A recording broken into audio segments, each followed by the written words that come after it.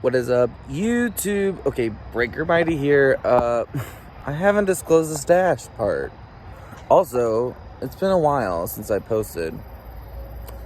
I'm going to get back on my game. I am going to get back on the YouTube game. I swear. I promise. I want to, so this is like the first of multiple, I think. I hope. Multiple, I hope. Of like Spooky Tube. Like, got Vlogmas in December where I just post random bullshit throughout December.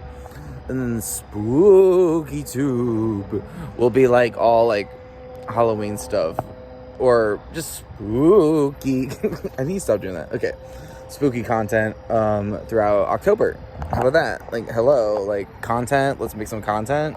Let's make some spooky content. Stop it. Stop it.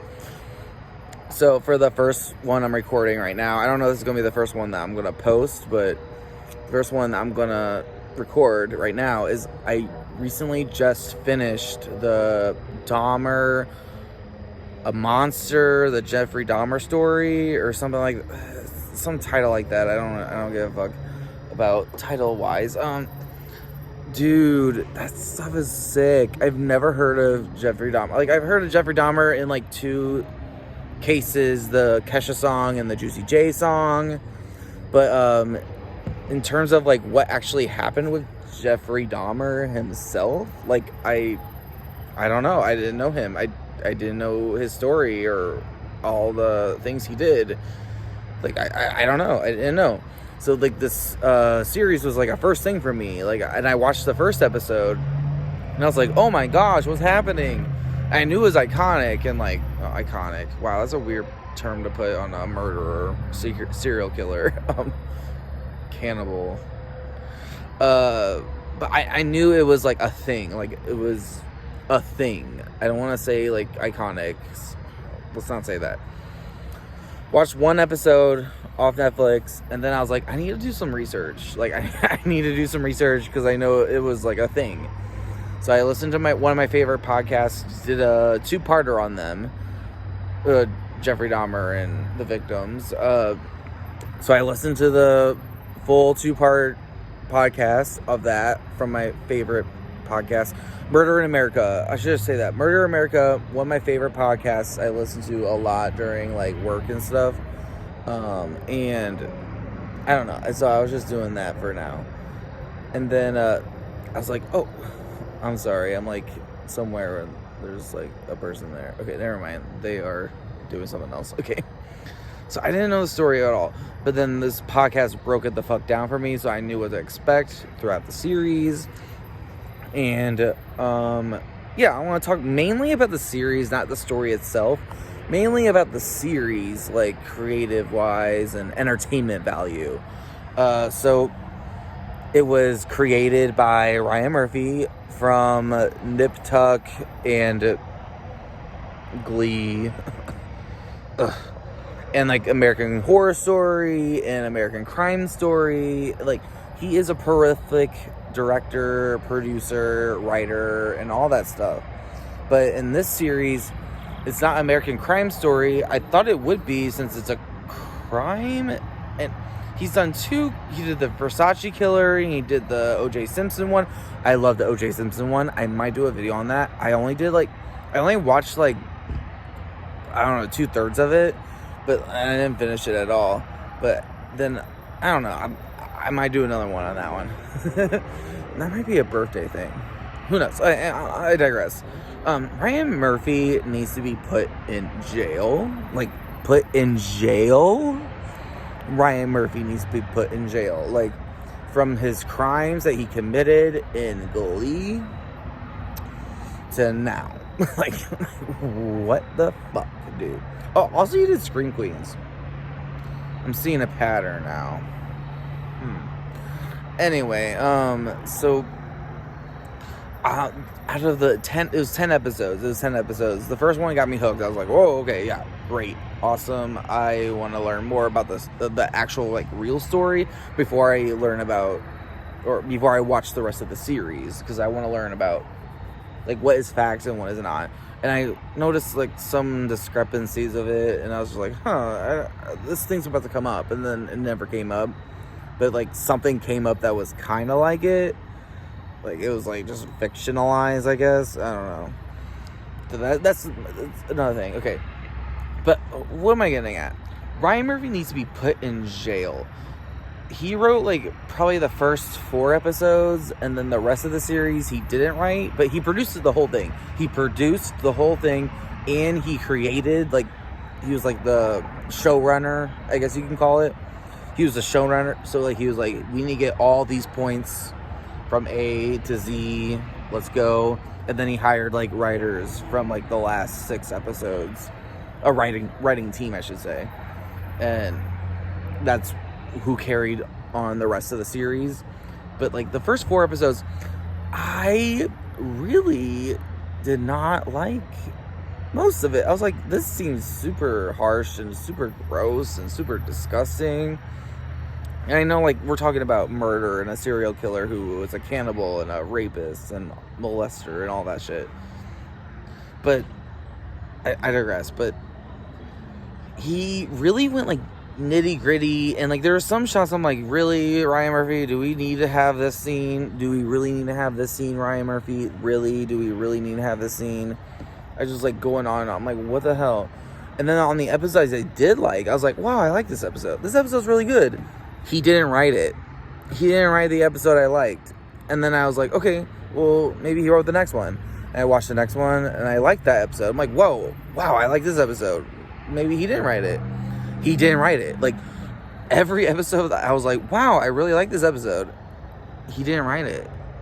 All the episodes, I was just like, ugh. So the episodes he wrote were, like, mainly shock value. Shock value is Ryan Murphy's writing style, I guess. And cool for, like, your first 2 episodes or 3. But, like, 4 is too many. 3 is too many. 1 or 2, sure.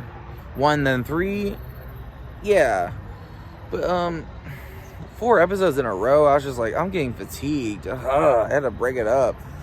Like, I had to do like 1 episode a day. I couldn't do it. Like, but then like after I got to the episodes I liked, I was like, oh, I like this episode. This is a good episode. And then I kept going. I'm like, wow, who wrote it? Not Ryan Murphy. Like, all right, so Ryan Murphy needs to go to jail. That's one point I wanted to discuss. The second point, Niecy Nash. Oh my God, we need more Niecy Nash as an actress, anywhere and everywhere.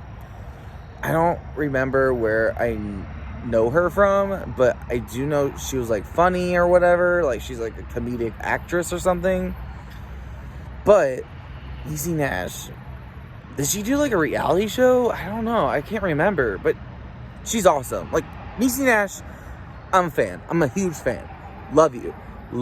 Like I was like, that's Niecy. Like she popped up on screen. I was like, that's Niecy Nash. That's Niecy Nash. I was like, that's Niecy Nash. Like I don't remember where I know her from, but I know that's Niecy Nash, and she popped up on screen. I was like, I love her. Is she gonna be on the series more often? Like she's Niecy Nash. She should be. But then I learned that she's like a pository character. Like she's not a real person. And I guess that's cool because like you're protecting non-affiliated acquaintances of the murderer.